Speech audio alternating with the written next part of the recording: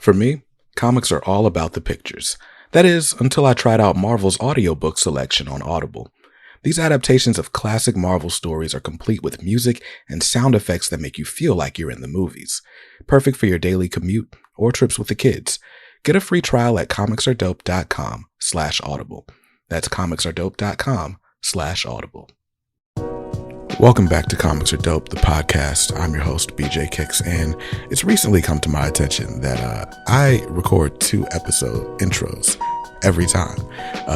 I love to introduce my guests, to give them their flowers while I'm interviewing them. But then I also come here and introduce the episode to you, as if you didn't read the title. But what I do want to say before we get into this interview is that I'm super proud of the fellas who I'm interviewing today. We're talking to the team behind Bequest Studios. And if you've been watching my YouTube channel for a little while, you're familiar with some of these names. They've got a Kickstarter project going right now to introduce themselves to, the world at large via their earliest creations being collected into a hardcover.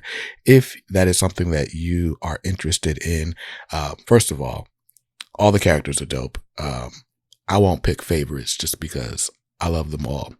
But all the characters are dope. The colors are amazing. There are great creative teams behind each of them. And so it's a great way. If you haven't heard of one of the characters, just grab them all. You might as well. So that hardcover, that's dope. But also, in case none of that was interesting to you, the hardcover actually has a foreword by yours truly. And you can learn how that came to be by listening to this episode. So without further ado. So guys, one of the things that I love doing with this platform is highlighting new creators, up and coming creators, indie creators. My late co-host, Skip and Tosh, was all about independent comics and supporting people literally from the ground up. And one of the coolest things that I've been able to do since I started this channel is build relationships with creators, such as my man, Danny Quick, who you can see just to my bottom right on your side, right? And Morgan from Fourth Wall Comics. And the two of them, along with man Wolly McNair, Lamb. Am I missing somebody? I feel like we're missing somebody. That's it for now. You just got a lot of names, right? A lot of people in the periphery, right? But they've teamed up. They've decided to team up and form Bequest Studios. And so we're going to talk about just what that is, what their goals are, and a really dope project that they're working on right now. So please welcome Danny J. Quick, my man Morgan Iverson, and Wolly McNair to the show. Thanks, good everybody. We appreciate you for having us, brother. Oh yeah, it's no problem at all. So, like I said, the audience is pretty familiar with Danny because he's been a recurring guest on the show. In case you guys don't know, Danny is responsible for Ace Blade as one of the founders of Fourth Wall Comics. This is my Ace Blade trade, collecting issues 1 through 4. And, he's a perennial guest on the channel because he keeps kickstarting more issues, right? And we're familiar with Morgan. Morgan is the writer of Lumberjacks, which, proud to say, I was the top referrer on that last Kickstarter. Yes, sir. So I've got my Lumberjacks trophy here. Mm-hmm. And you say you tried to steal it. You did. You held it hostage for a minute. It took me a minute to get that back. He definitely did. I had to run up on you to grab it from the con. That was crazy. Hey man, sometimes you got to make house calls. Right. It happens like that sometimes. It's like I gotta let my Nightdale show. But but anyway.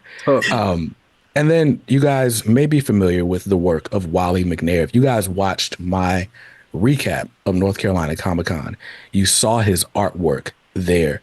There was a really cool moment where there's this kid dressed as Miles Morales, and he's holding a Miles Morales painting, digital painting that you did.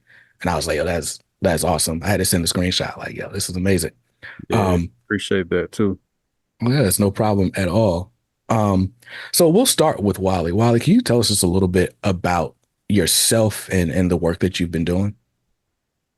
Oh man, so I'm originally from Lumberton, North Carolina. Born there, raised in Charlotte, North Carolina, and been freelancing for about 15 years now. Mm. As an illustrator, graphic designer, but illustration first and foremost. Character design, sequential work, um, speaking, teaching, just like a little bit of whatever. But I pretty much got on the independent scene whenever I started reaching out to companies, and this was early on when I used to walk into a convention and it was only like two other black people there. So I was sending work in, me and a couple other artists I knew, and we kept getting turned down. We had conversations with different companies, things were never panning out. And I was told one time that they didn't know how to market us, how to get us in front of the people. And I'm like, we're already getting out in front of the people. We just need bigger platforms. So once we realized, once I realized it wasn't really going to work going that way, I started to understand ownership, and that's what led to me pushing to start creating projects and putting out projects independently, and that's what it's been ever since. Or so how long have you been putting out the independent projects? I'm like 1,000 now, so uh, yeah, I don't know. I know it's been a minute. I've done a couple 100-page graphic novels, got a couple more 100-page graphic novels on the way, a bunch of art books, single issue projects, and then of course doing a lot of freelance work. So throughout that 15-year span, it's been projects off and on, off and on, off and on, And then of course my freelance work puts me in situations where I get to work with other companies and other creators and pretty decent client list, I guess I'll say. But yeah, it's been a good journey for about 15 years. Nice, man. Oh, that's awesome. So I met Wally. I met you at Heroes Con last Hmm. year.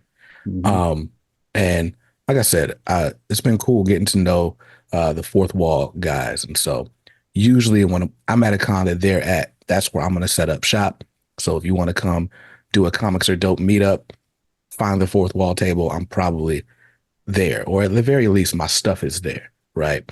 Um, and so we got to meet last year, and then we got to kick it again at North Carolina Comic Con, and that's just been dope. But I've noticed that you guys always seem to be together. I don't know if you guys are going in on these tables or, just where the collaboration starts and the friendship ends or what. But I'm curious to know kind of how the group has come together. Oh man, I'll jump in on this one. I think I want to say that same con, Heroes Con, it was probably 2012 or 2013, maybe. Mm. That I first met Wally on. The co-creator of Ace Blade, Christoph. He brought me to like the comic book convention. It was my first show, and at the time I had written some Ace Blade stuff, but it wasn't a comic book yet. It wasn't anything more than just some stories that I'd put together. And I went to the comic book convention and I saw that it wasn't just, Marvel and DC, executives that were, at tables. It was real people that were making the comics. And just went around and was loving the art. And I went by Wally's table. And one thing I pride myself on is my eye, the eye that I have for artists. And I was like, yo, man, this dude's art is just amazing. So he was probably one of the first people that I commissioned to kind of to draw Ace Blade, just to draw and be like, hey man, I want to see what you can do with this character. And literally from that moment, I've been bugging him ever since to teach me what he knows about the comic book game. And thankfully, he hadn't got tired of me yet. So I just try to tag along with Wally wherever he go. And try to tag along with Wally wherever he go and pick up the scraps, man. Story was going well until he started adding unnecessary elements to it. So I just thought it out there. So I guess what I want to know is how you guys decided to start Bequest and what it was you felt like you could achieve together that you hadn't maybe separately. I mean, so now we'll tell the other side of the partial truth that Danny just explained. Mm. After years of us all being cool, And, anytime we had projects, well, me and Danny co-owned King Supreme, so we had worked on Kickstarters before together. Anytime they had projects, they might hit me up and say, hey, what you think about this? I might hit them and say, hey, what y'all think about this? Conversations about marketing, branding, just, trying to figure out how to continue to elevate what we're doing, always willing to have those conversations. And so I started bugging Danny, like, yo, me, you, and Morgan are always working on things together. Why are we not trying to build something actually together? And they were like, nah, we too famous now. Really ain't got time for that.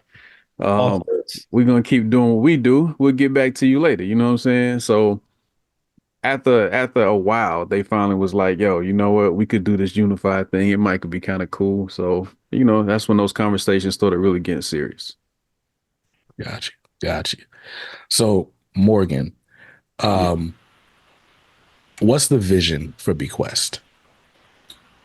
I think the vision for the company overall is to be able to, as a collective, we had our individual projects, but like Wally just said, like being able to come to a point where we're like, okay, we can formalize the vision. We have a similar vision for what it is that we want to do and what we want to build.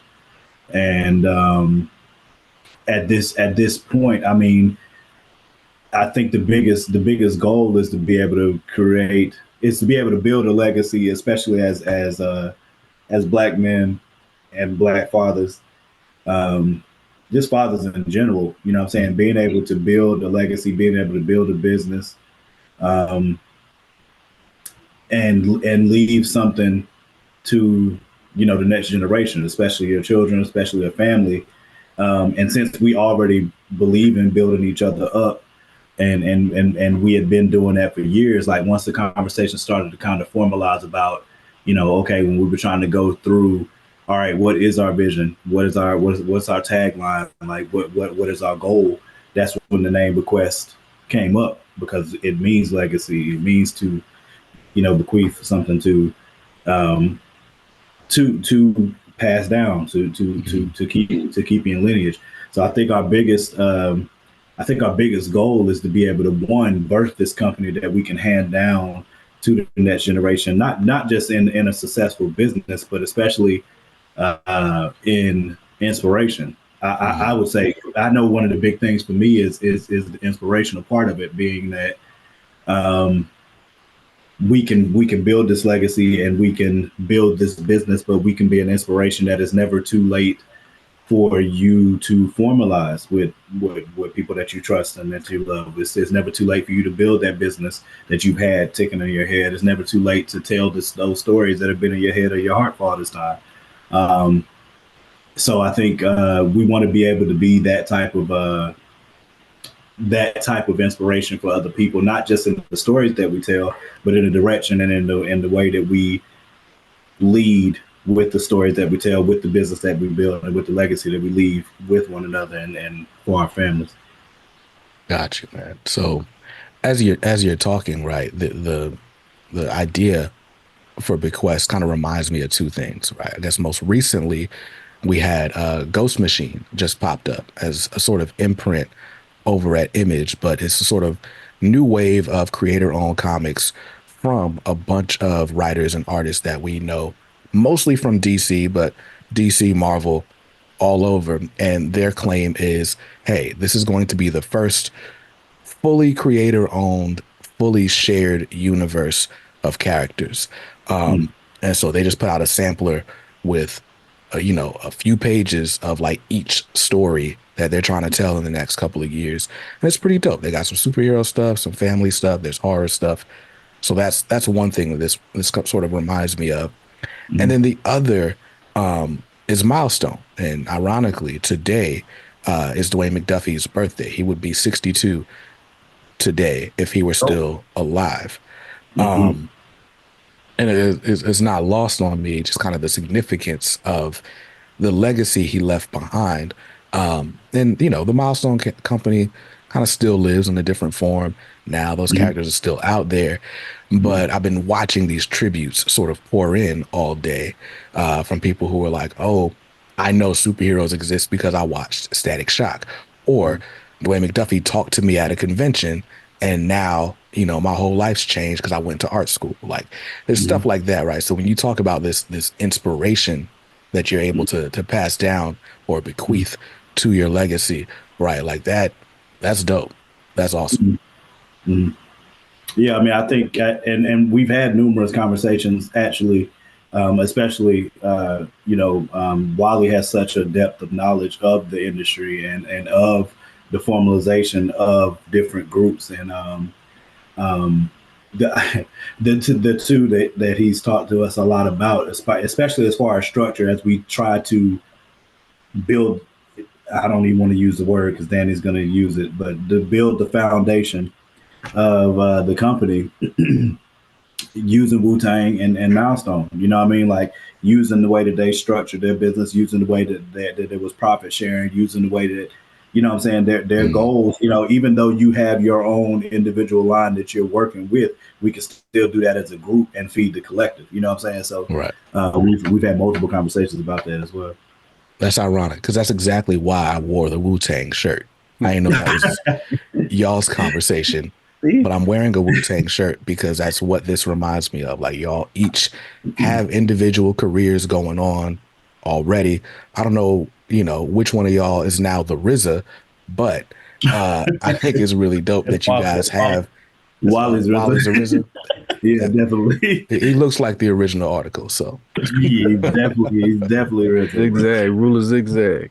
Right. But no, it's dope that you guys having these sort of individual careers and doing these individual campaigns, right? And you guys have always been collaborative. Like, there's a lot of people that I know specifically because you've introduced me to them or you shout each other out, right? And so it's hard to know, like, okay, well, there's Fourth Wall, but then there's Kyron over here and Rose over here, and there's so many people kind of in and out or of the periphery, like I said earlier.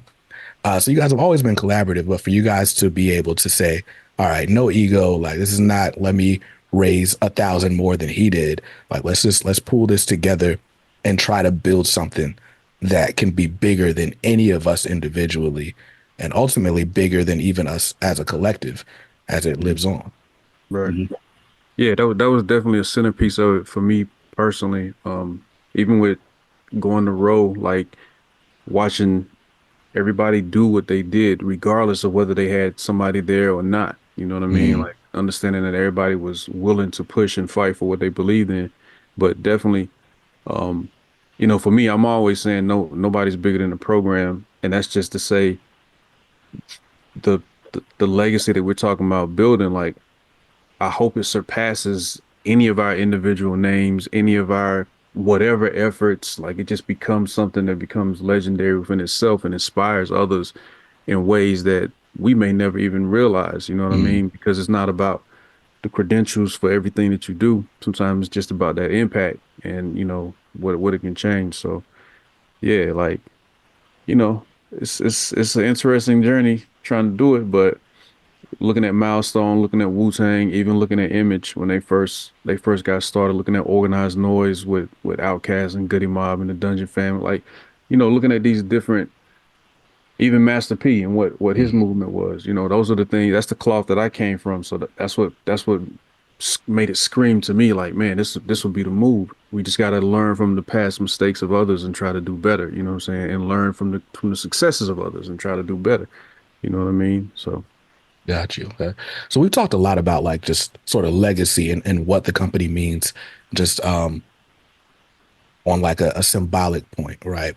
But what are we doing like business wise? Like, what are you guys bringing to the market, and what do you feel is your differentiator as you're bringing this new company forward? Go ahead, Dan. Man, so we're just bringing new, fresh things to the market. I think one of my main goals for Bequest for me is to be able to do things outside of, you know, just superhero stuff. I think people have gotten to know me as the I love superheroes and I love, action stories and stuff like that. But there's so much more stuff that we want to do. We want to do some sci-fi stuff. I love Westerns. Ballad of the Black Rose actually, is the first book to be signed to Bequest Studios. And that's my Western with the sci-fi twist, and I don't want to be, I love Ace Blade and I'm going to be doing Ace Blade for a long time. But there's more stories and more ideas that we all have. And one of the reasons that our logo is the cardinal with the compass is because we want to be able to do things in other avenues. We want to show our versatility. We want to show that we're not what was the Jordan Peele skit? We're not a monolith. We can do a bit of everything. You know what I'm saying? So Bequest gives us the opportunity to do that. And I know for me, like Wally said, we want to make Bequest bigger than any of our individuals, but then also be able to use Bequest as kind of a battery to promote all the things that we do also. So just building the processes with the right people and the right products to really make an impact that lasts, and something that we can really make an impact in our community and be an inspiration. Got you. So not to get into pockets, but I want to understand the structure of Bequest a little bit better, right? Like, I think we're familiar with creator-owned comics and sort of the way it works. Everybody's kind of got their own studio, and you put in the money for printing stuff, whatever. You may split the profits between, let's say, the studio, whichever your entity is. Maybe it's just Danny Inc., right? We're splitting the profits between Danny Inc. and, let's say, Image is the publisher, right? So just looking at it on its face, the way it appears to me is, okay, Bequest is like a new publisher, but you guys are bringing individual works to it to sort of operate through. Am I understanding correctly? Mm-hmm. Yep. Yeah. Individual and collaborative. Yeah. Yeah. Gotcha. We have books that and that'll be something that we have on the Kickstarter page, and in the hardcover, the finished edition of the hardcover. Like, we have three of the projects that we're releasing soon, between this year and next year, both. I think Elton and Pakuma, actually, no, all of them should be out this year. You know what I'm saying? So, I mean, and I think that's also one of the interesting things about the storytelling that we're doing. Like Danny said, like, I think of it similar to like how, because those who know about me and Danny writing before, and Wally too, because Wally is the artist and for Harlem's Renaissance. He did the artwork for Harlem #1. He's the artist for Harlem, period. And like Wally said earlier, like, we've always collaborated in that way. Like, I'll bounce ideas off of Wally, he'll bounce ideas off of us. But like with these new stories through Bequest, I definitely think about it similar to how Danny is, because we're not doing a connected universe per se. Like, everything for Fourth Wall is all connected. And through Bequest, we're not doing one-off stories, because it's not to say that we won't. Like Pakuma, I don't know. I mean, I think Wally's probably finished like 12 issues of Pakuma that he just hasn't shown us yet. But I mean, Wally be having stuff in his head that he's gonna go ahead and do, and then he'll be like, "Hey, yo, what y'all think about this?" Bet I already did like 5 of them. You know what I'm saying? And he'll just do his own thing, but it's still a collaborative effort. You know what I'm saying? So the structure for us as a company is, you know what I'm saying, we have our individual projects that we write and create. We still collaborate together, but then when it comes to the monetary breakdown, we'll always have a percentage that goes back to the company to keep the company running and going into new projects, and then we'll have the rest that goes into, you know what I'm saying, our individual coffers for whoever's IP that is. It'll go that way. And then when we start to bring on new artists, there'll be a percentage breakdown that's similar. That's dope. So I pitched Danny my idea for a comic that I want him to help me make. And maybe I won't disclose it here. Okay. But yeah, there's no need to disclose it here. But got a spot for you. Don't even worry about it. Okay. I'm about to say, bro, you teasing stuff and it ain't even gonna say nothing. That's messed up. Danny ain't tell us nothing about it, so I guess he planned on taking it to fourth wall. I don't know. It sounds crazy. It's just it's literally all I have in my head is a pitch. I ain't try to map out any issues, nothing. But anyway, so if I want to take my new writing project over to Bequest, then you guys will help me hook up with an artist, will help me publish the book, and then y'all will take your percentage because you did all that, of course, after expenses, and then I got a Bequest book on the shelves. That's dope. Yeah, and you keep ownership, which is big for us, and we're not the first ones to stress that, but that's always been something for us, and always something I've stressed to anybody, like ownership, maintain ownership, unless it makes sense. Like if I make Powder Toast Man just to sell the rights to Powder Toast Man, then cool. But then there's certain things that I'm creating for a whole different reason, which even ties back into our motto and our slogan, value beyond entertainment. It's not just about the entertainment for what we're doing. It's also about bringing value to the table, sharing our experiences with others, things that we've gone through, the ups and downs, why we've been able to do over 100,000 in Kickstarter sales collectively, which is not $1 million, but it's, for some guys who were unknown to the world to be able to come out and do these type things. That's, to me, that's respectable. And and we got there by working hard, putting in work and opening the doors for others as we open them. And we're going to keep doing that. And as we grow, do that on a greater scale. Yeah, sure. And we want to innovate too, man. Like I keep thinking about one of the things that I have an idea for when it comes to certain Bequest projects is, making sure that the writers and the creative teams continue to get, their credit. I know there's a lot of stuff in the mainstream comics where, artists who did work on projects, now don't have health care. And we were just at the comic book convention. We were talking to Dan Fraga, and he was talking about how he has to get surgery. And, I know there's not a lot of health coverage and stuff like that. So we want to build something that's really reliable and something that artists can be proud to work and be a part of. Artists, writers, and creators can be proud to be a part of. And we really want to build a good support system. But, it all starts with, just this foundation that we're building and being able to. Fun fact, I don't know if you know this, BJ. Don't say it, man. I wanted the name of the company to be the foundation. I wanted the foundation to be Bequest, but I was outvoted. So now every time they say foundation, like it's still part of the company. But, it's just not the name. So take your wins where you can get them. I'll take it. Absolutely. You can't be number 100 in line and call yourself the foundation. That's wild. You know what I'm saying? That is so disrespectful. He don't care. He does not care, yo. As long as something says foundation, bro, he don't care. That man said, "I discovered this. You guys are straight Americanitis. Right. That's what is people that live here? I don't care. I discovered it."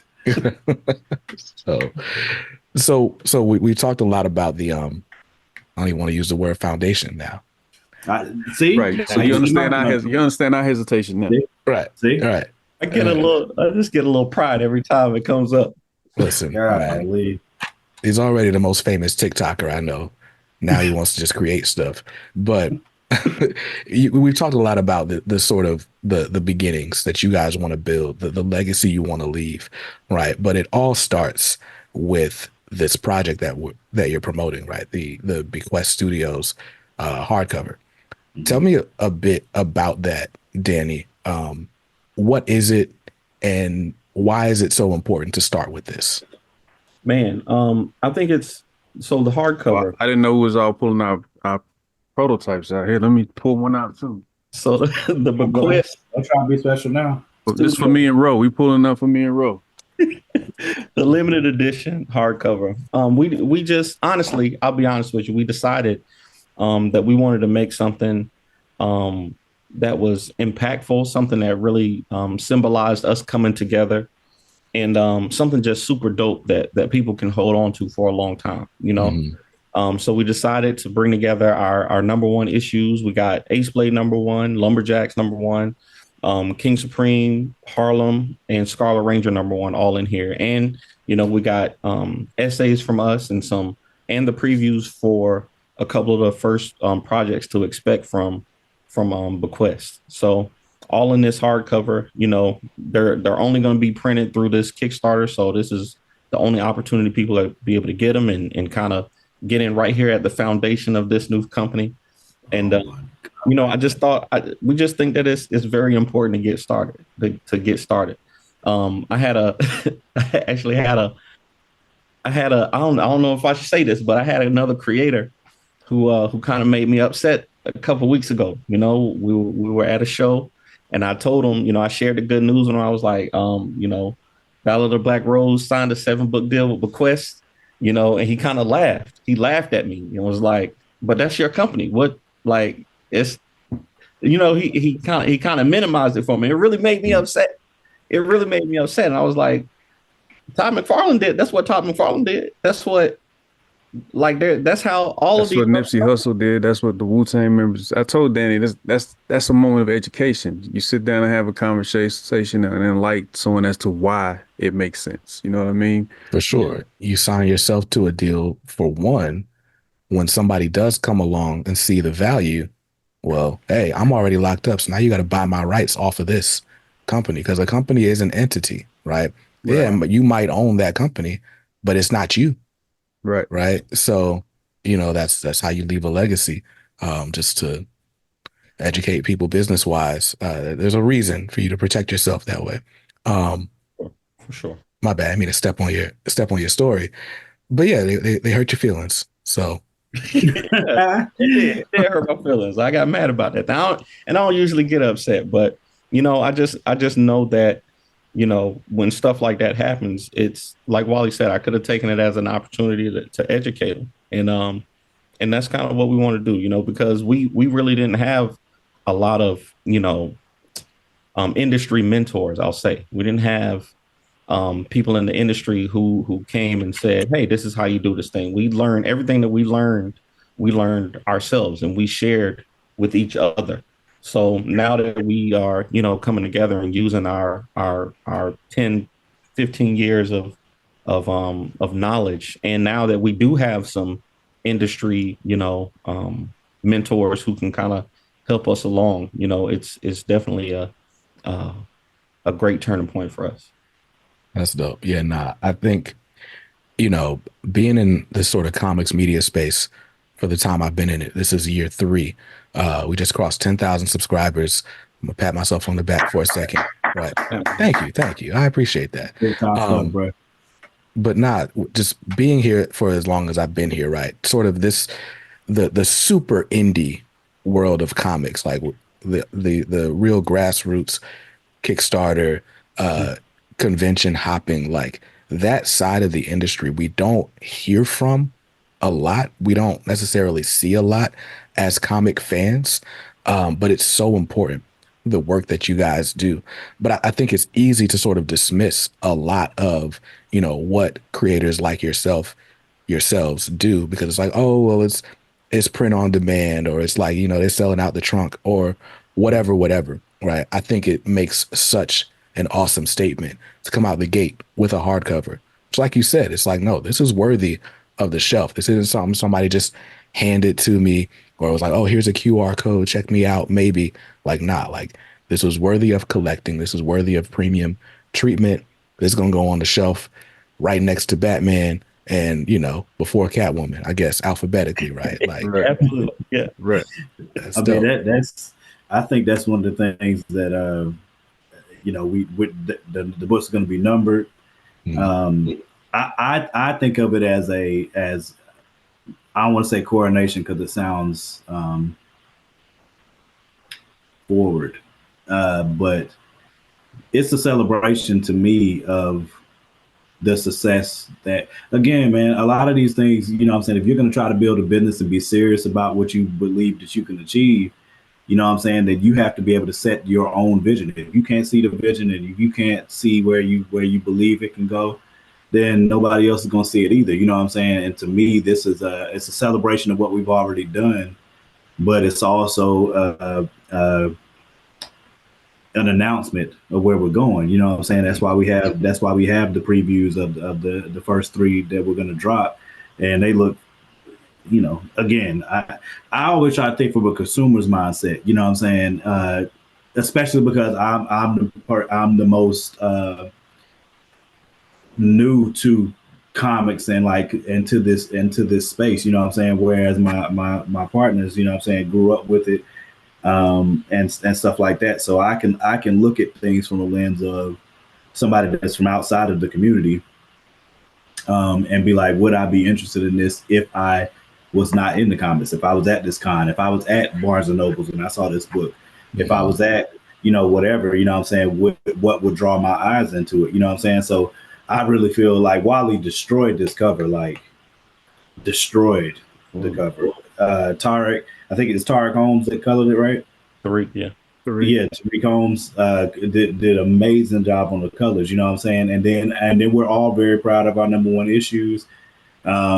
You know what I'm saying? The essays I think is a nice touch for the book. And I said, man, and I'm excited about the previews because Pakuma, the 3 that we have in there, Pakuma, Betrayer, and Ballad of Black Rose, I'm excited about myself. You know what I'm saying? I'm not saying Elton, but Black Rose is already out. They kicked Ballad of the Black Rose out. Yeah, they won't allow Black Rose to be in there. It's Elton, Pakuma, the Betrayer.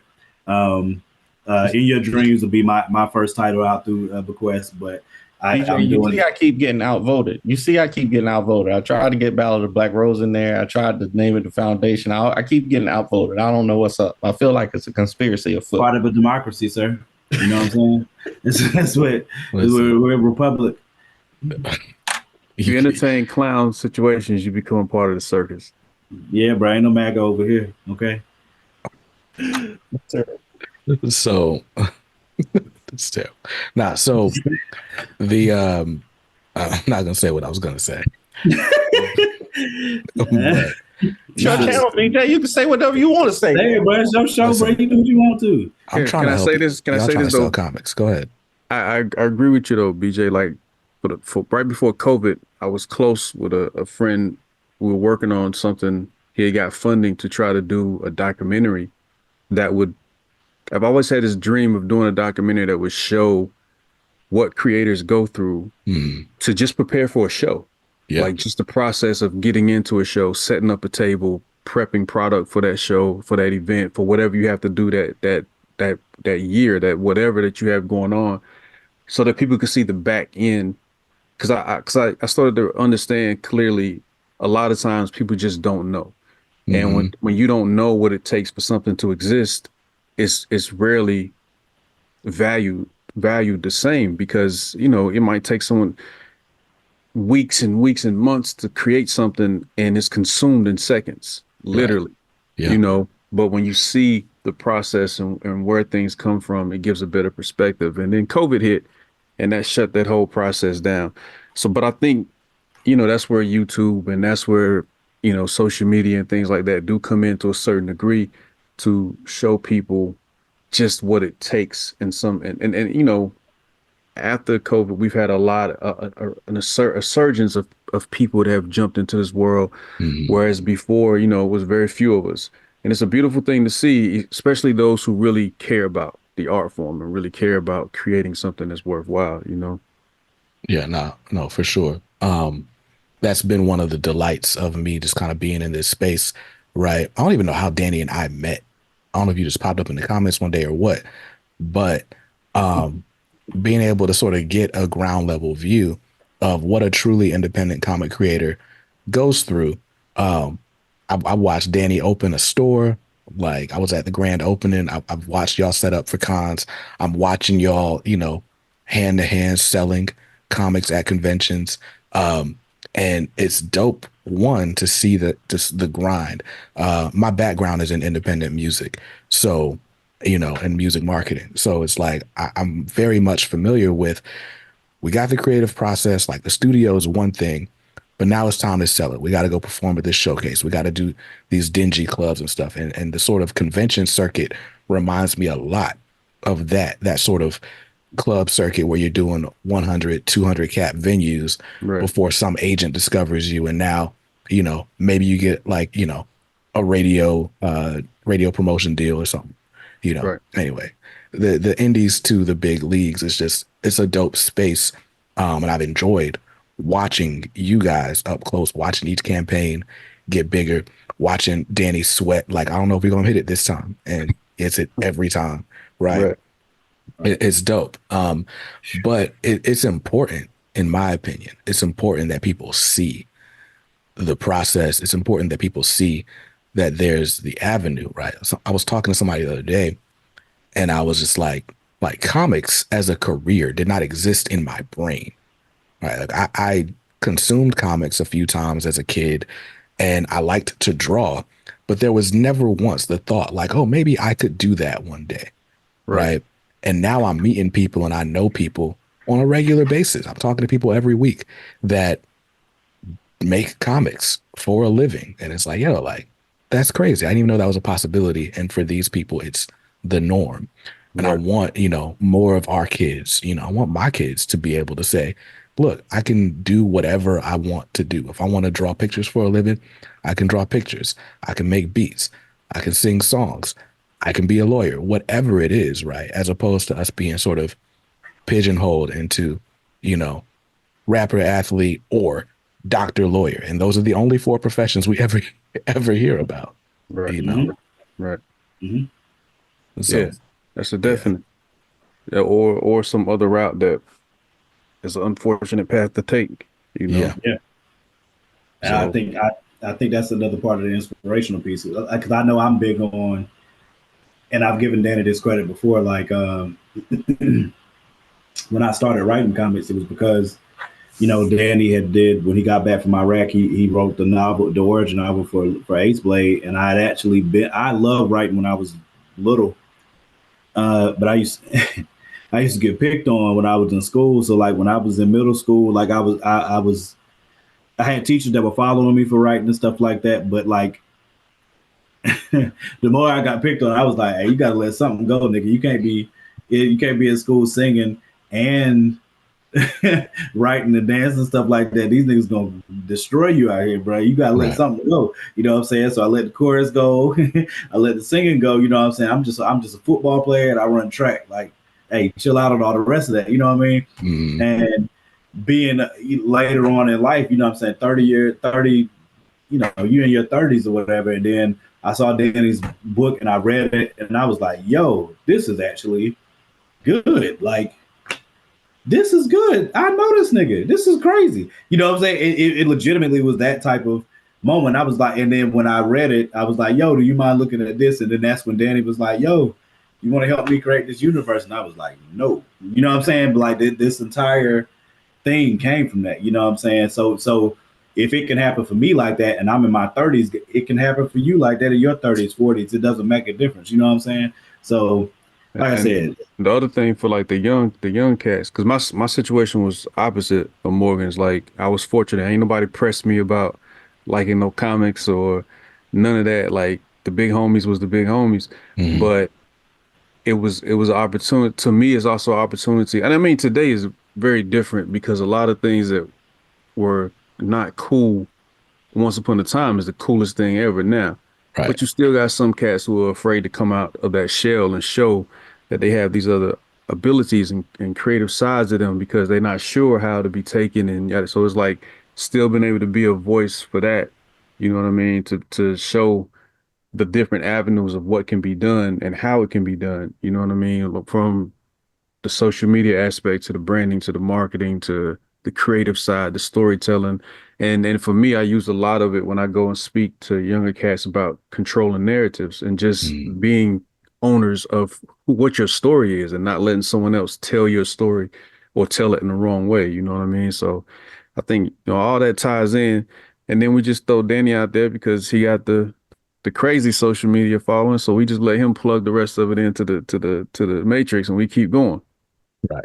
Yo, Danny, how did you end up just being the biggest black comic creator on TikTok? Man, I honestly don't even know, man. I know for me, one thing that my kids, man, my children, me and my wife Tiana, we got 4 children, and I don't regret a lot in life, but when Twitch happened, and my kids were all sitting around, watching people play video games. I love video games. Mm. And I bought them. They all have game systems and everything like that. But they were sitting around watching people play video games, and I didn't understand it. Mm. I was like, "Yo, why are you have the game? Play it. You don't have to watch Corey Kenshin. You don't have to watch Corey Kenshin play the game. Play the game." Right. But then Twitch blew up, and it was a platform, and I was like, "Yo, if I would have just invested some time to understand what they were doing and why they like this thing so much, I could have caught that wave." So when TikTok came along, I was not going to let that happen again. I was like, I'm going to try it. They were doing all the dances. They were doing, they were, sharing viral TikToks and all kinds of stuff. And I knew I wasn't going to get on there and dance, but I was going to get on there and be myself. So, I always tell people I'm really compulsive when it comes to creativity. So if I get an idea for something, I want to make it right now. Mm-hmm. And TikTok just happened to be the platform that kind of fed that addiction to me, I guess. So I could just get on there, make something and put it out, and then, just leave it, let the algorithms do what they do. And thankfully, it just one thing after another hit. And, it's been a wild ride. It's been pretty cool.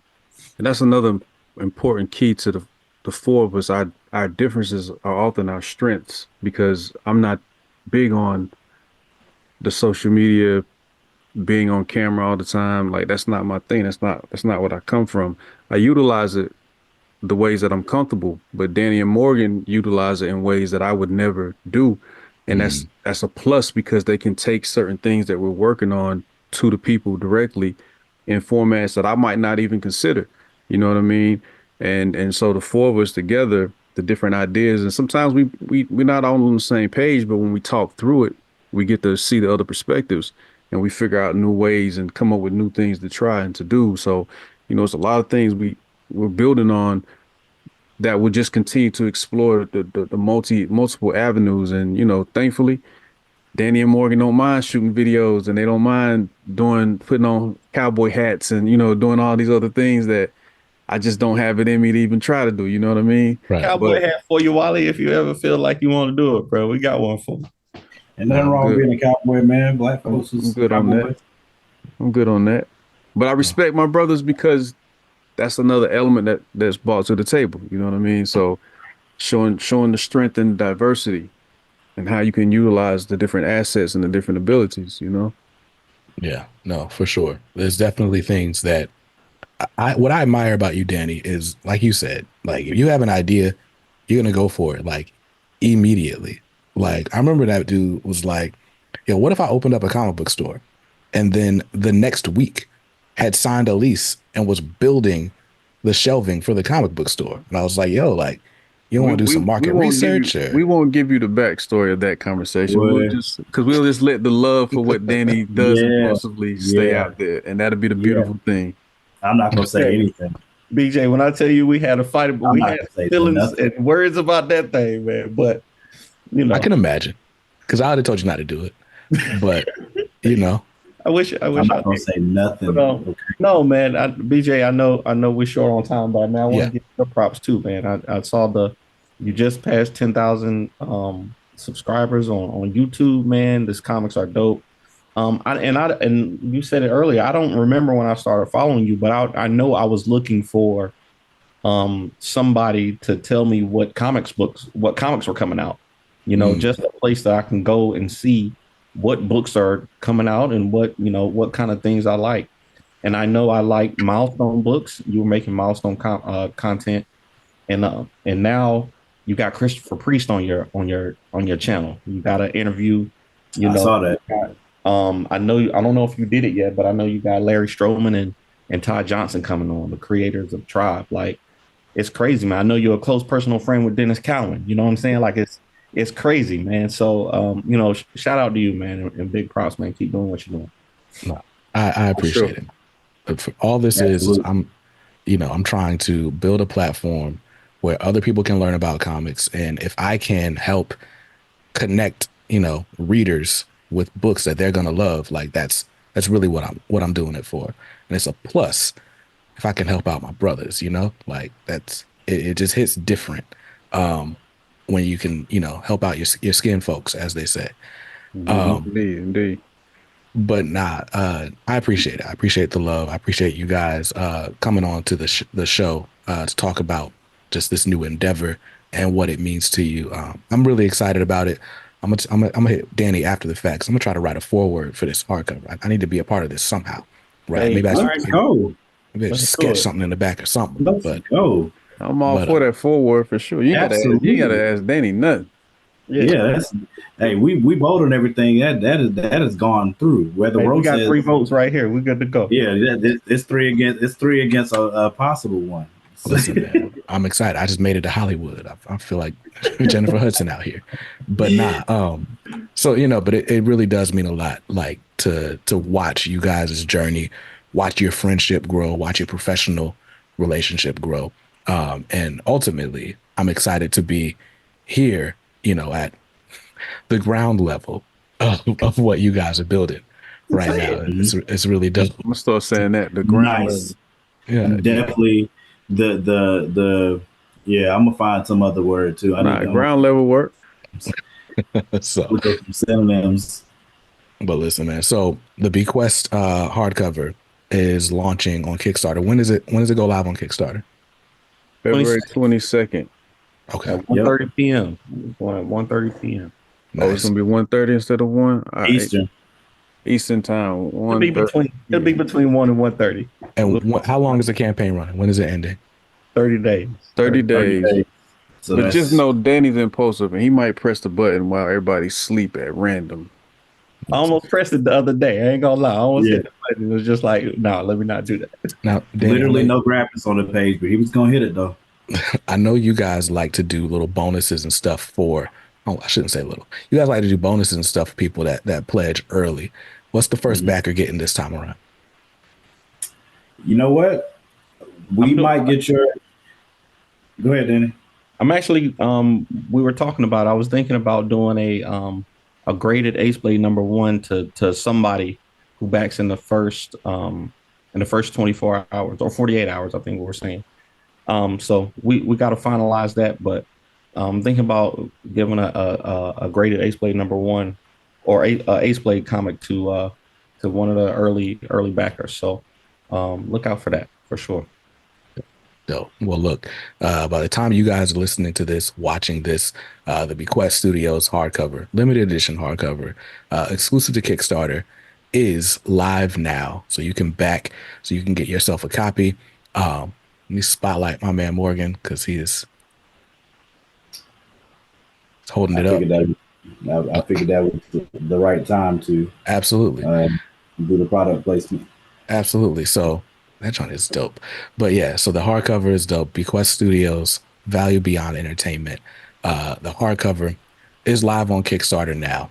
And you need to go back it. You need to back it because, if you don't, you won't get the hardcover. So listen, man, that's all I got for you, man. Go back to Bequest Studios hardcover on Kickstarter. Follow these guys on social media.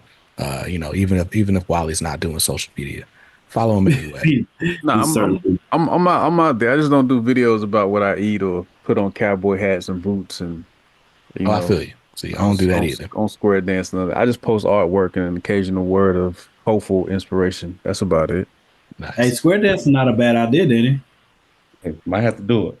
Hey, I'm just saying. And I also don't get in these brothers' way. When they come up with these ideas, I just listen and step aside. That's a great note to end this on. So listen, thank you guys for watching. Thanks for listening to the podcast.